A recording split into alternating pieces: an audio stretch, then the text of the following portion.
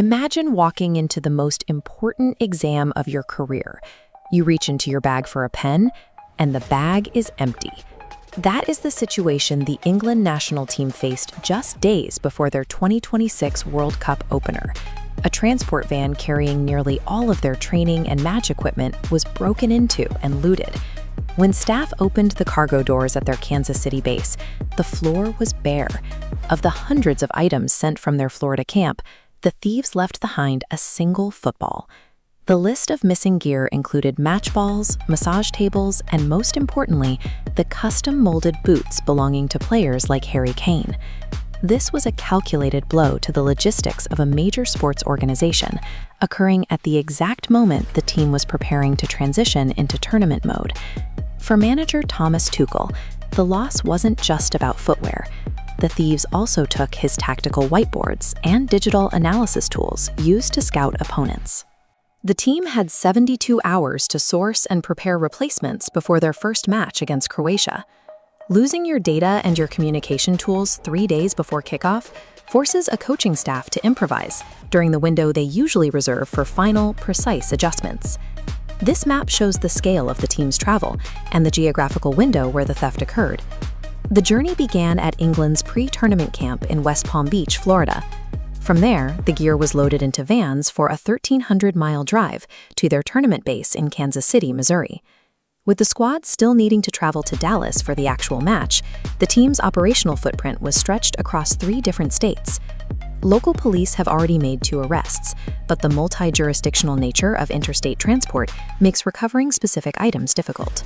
Relying on standard highway transit for critical assets created a point of failure that bypasses all of the team's usual security protocols.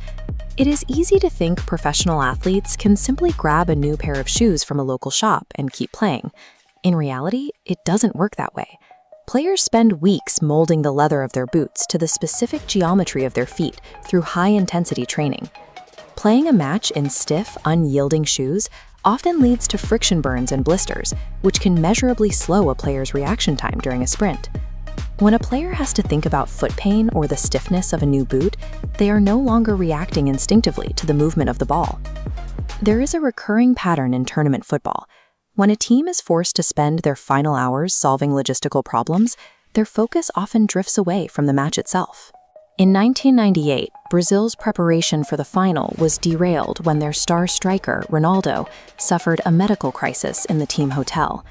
The confusion and last-minute changes to the lineup broke the team's focus, and they eventually lost to France. While a stolen van is a different kind of crisis, it creates the same result: a team preoccupied with external drama rather than their tactical plan.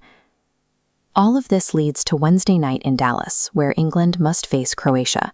One possibility is that the squad uses the frustration to form a tighter bond, focusing entirely on the task at hand to overcome the loss. The alternative is that mechanical errors caused by new boots and lack of tactical analysis sessions cause the team's performance to fragment under pressure. This match will serve as the test of whether preparation or pure talent is the deciding factor in a tournament opener. For those tracking the logistics of this tournament for competitive study, here are the core facts to remember. This diagram shows the 3 host nations of the 2026 World Cup: the USA, Canada, and Mexico. The England story highlighted 3 key cities: the opener in Dallas, the training base in Kansas City, and the site of the final in New York on July 19th.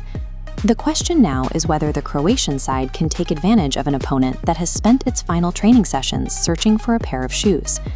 We usually focus on the final scores, but the path to a World Cup title is often decided by how well a team manages their life off the pitch.